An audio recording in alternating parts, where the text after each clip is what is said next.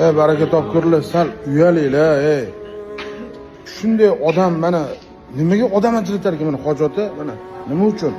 Onamni bitta narsani aytib o'taman. Onamni bir ayollar bilan gastinisaga joylashtirdik va u ayollar bizga kerak emas, yoshroq odam kerak deb odam ajratishyapti. Keyin qo'yib o'sha xonaga joylashtirdik, qo'ydik va tavaf yana ketdik, lekin bu onamni ajratib qo'yibdi. Qanaqa tushunishimiz mumkin? O'zbek biz baraka topkurlar, sal fikrlaylik. Hali bu odamning yoshiga yetamizmi, yo'qmi? Shunaqa darajat erisha olamizmi, yo'qmi? Balki bizdan yaqindir bu inson Allohga. Biz bilmaymiz bu narsani.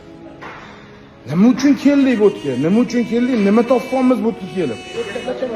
O'tiribman. Siqilmay ona, xudo xolasa hammasi zo'r bo'ladi. Inshaalloh sizni mana shunaqa qilganlar xor bo'ladi inshaalloh.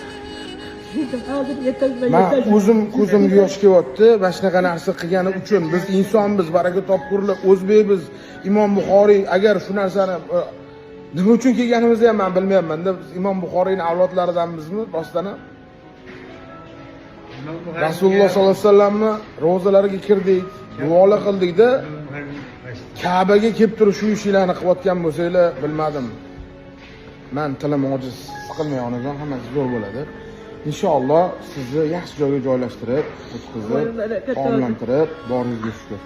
Sog' bo'ling. Xursand bo'lsangiz bo'ldi. Sizni xursandchiligingiz eng davomlisi. Uyalinglar ozgina. Alloh hammamizga insof bersin.